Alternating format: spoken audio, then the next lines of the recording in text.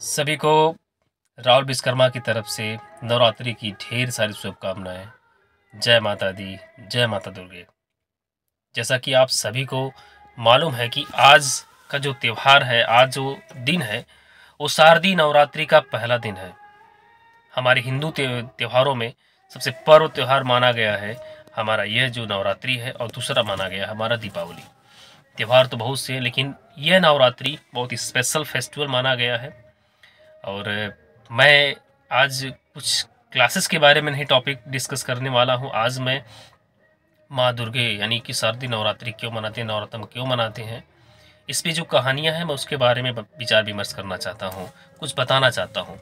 लेकिन उससे पहले मैं फिर से आपको कहना चाहूँगा कि माँ दुर्गे सभी की हर मनोकामनाएं पूर्ण करें, सभी को सुख शांति प्रदान करें, उनकी जो इच्छाएं हैं वो हर इच्छाओं को पूर्ण करें।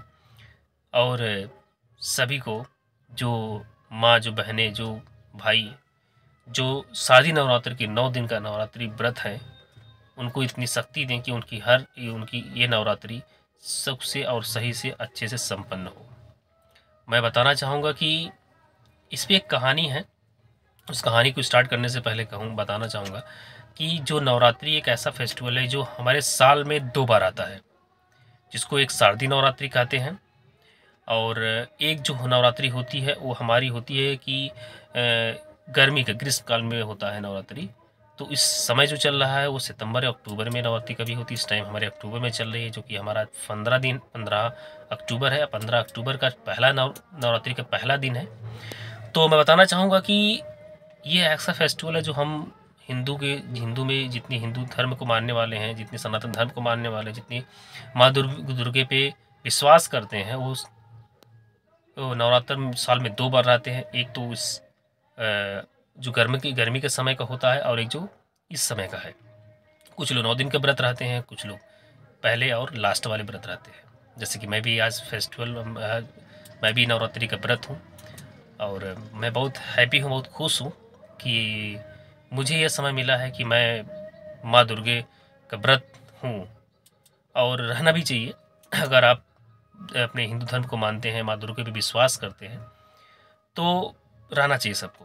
तो मैं कहना बताना चाहूँगा कि मैं इतना बड़ा जानकार तो नहीं हूँ, लेकिन मुझे जो जहाँ तक जो कुछ चीज़ें मुझे मालूम है उसके बारे में आपको बताना चाहूँगा।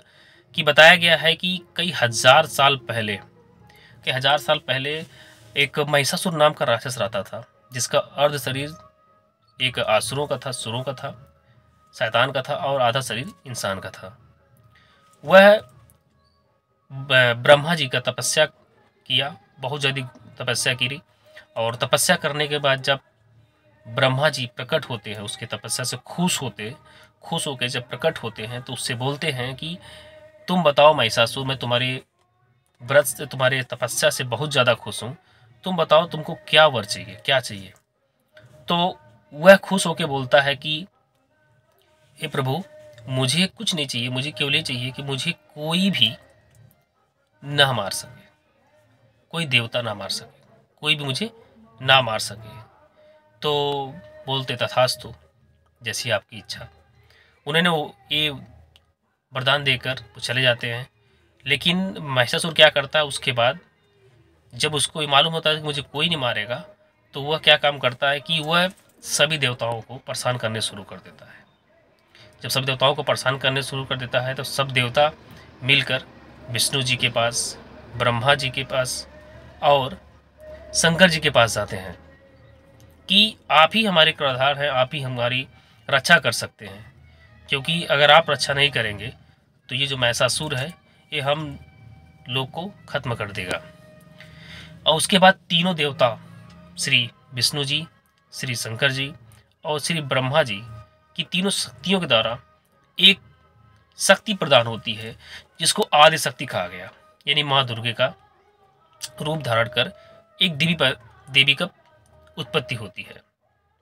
और जब होती है तो उसके बाद उनको आदेश दिया जाता है कि हे देवी, तुम सभी अस्त्रों के साथ और शेर के साथ जाओ और उस महिषासुर के वध करो और इन देवताओं को मुक्त करो। उसके बाद माँ दुर्गे उनके आदेश का पालन करते हुए निकलती हैं। और यह सूचना जब महिषासुर को मिलती है तो बहुत व्याकुल हो जाता है। वह बोलता है कि क्यों ना मैं इनसे शादी कर लूँ, अगर मैं शादी कर लेता हूँ तो इनका। और उसके बाद वह जाता है और कहता है कि आप मुझसे विवाह कर लीजिए। तो माँ दुर्गे कहती हैं कि ठीक है, मैं तुमसे विवाह करूंगी, लेकिन सर्वप्रथम तुम मुझसे युद्ध करो। अगर तुम युद्ध में मुझे हरा दोगे तो मैं तुमसे विवाह कर लूंगी।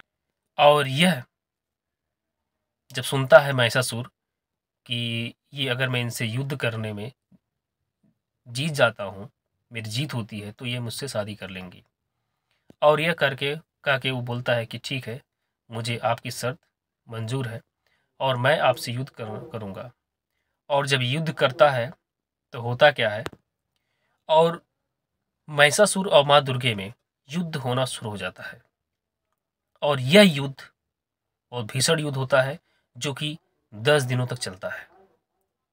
युद्ध होते होते एक दिन ऐसा होता है कि 10वें दिन माँ दुर्गे यानी आदिशक्ति अपने पूर्ण रूप में आती हैं और आने के बाद महिषासुर का वध कर देती है। तब से हमारे हिंदू धर्म में बताया गया है कि सभी लोग 10 दिन में, जो हमारा 10 दिन युद्ध चलता है, उस दौरान हम सभी लोग क्या करते हैं कि 10 या 9 दिन का व्रत रहते हैं और 10वें दिन उसका पालन करते हैं।